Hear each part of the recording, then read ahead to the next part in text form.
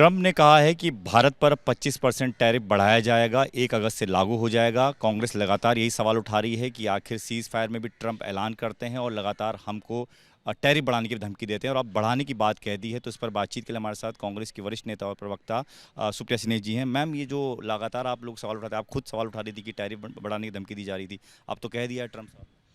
देखिए, ऐसा है कि राहुल गांधी जी ने आज सुबह आप लोगों को सदन में आगाह किया था। जब वो निकल रहे थे, मुझे याद है कि आप लोग वहाँ पे खड़े थे, आप लोगों ने सवाल पूछा और उन्होंने कहा आप ट्रेड डील देखिएगा कैसी होगी। वो नरेंद्र मोदी जी को दबाव में लेना चाहते हैं और वही हो गया दुर्भाग्यवश। मोदी मित्र डोनाल्ड ट्रंप ने हिंदुस्तान के ट्रेड पर 25% टैरिफ लगाया है, साथ साथ पेनल्टी भी लगाई है, क्योंकि हम रूस से तेल और आर्म्स खरीदते हैं। इससे बुरा हिंदुस्तान की इकोनॉमी के लिए और क्या हो सकता है। इसका सीधा असर हमारी इकोनॉमी पर, हमारी अर्थव्यवस्था पर, हमारे प्रोडक्शन पर, हमारे एक्सपोर्ट्स पर और हमारे जॉब्स पर पड़ेगा। बड़े तौर पर इससे बेरोजगारी बढ़ेगी। मैं आपको छोटे से एग्जाम्पल से समझा देती हूँ।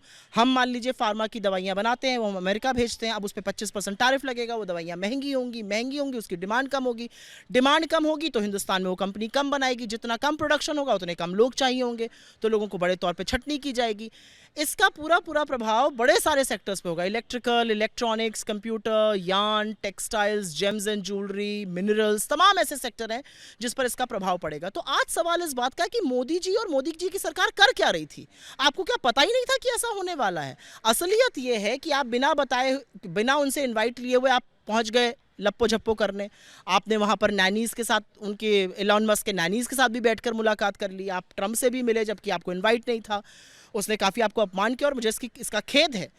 आपने नमस्ते ट्रंप किया, हाउडी मोदी किया, आपने अब की बार ट्रंप सरकार के नारे लगाए। इन सब चीज़ों का फ़ायदा क्या हुआ। आपके कॉमर्स मिनिस्टर वहाँ के कॉमर्स सचिव से मिल रहे थे, थम्स अप दिखा रहे थे। अब क्या हो रहा है, अब थम्स डाउन कौन दिखाएगा। इसका पूरा सबूत इस बात का है कि जो विदेश नीति है वो पूरी तरह से विफल है। डोनाल्ड ट्रंप मोदी जी बोलने के बाद 30वीं बार बोल दिया मैंने सीज फायर कराया है। मोदी जी नाम नहीं ले पाए डोनाल्ड ट्रंप का, जबकि राहुल जी ने उनको चुनौती दी थी कि इंदिरा जी की आधी भी हिम्मत हो तो दे दीजिए।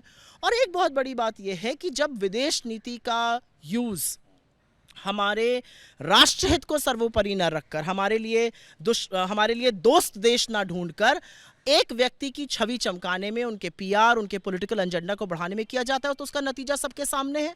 आज हिंदुस्तान की इकोनॉमी के सामने एक बहुत बड़ी चुनौती, एक बहुत बड़ा सवालिया निशान लगा है। हमारी डोमेस्टिक इंडस्ट्री को कौन प्रोटेक्ट करेगा, हमारी डोमेस्टिक इंडस्ट्री का खैरख्वाह कौन है, क्या मोदी जी को इसका इल्म भी है।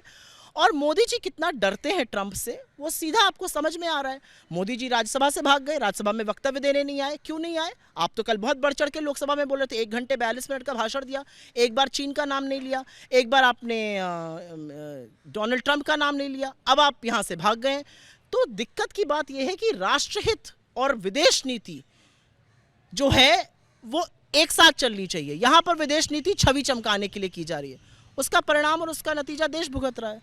सदन में अमित शाह जवाब दे रहे हैं, गृह मंत्री वो कह रहे हैं कि आप ही ने कहा था कि इस पर चर्चा होनी चाहिए, हम चर्चा कर रहे हैं, मैं जवाब दे रहा हूं, और सारे कांग्रेस के सांसद बाहर चले गए। अमित शाह इस देश के प्रधानमंत्री हैं, वो बनना जरूर चाहते होंगे कि मोदी जी हटे और वो बने। 75 के भी होने वाले मोदी जी। अमित शाह इस देश के प्रधानमंत्री हैं। इतना बड़ा हादसा हुआ, 26 मासूमों की जान गई, 16 लोग हमारे पुंछ में शहीद हुए।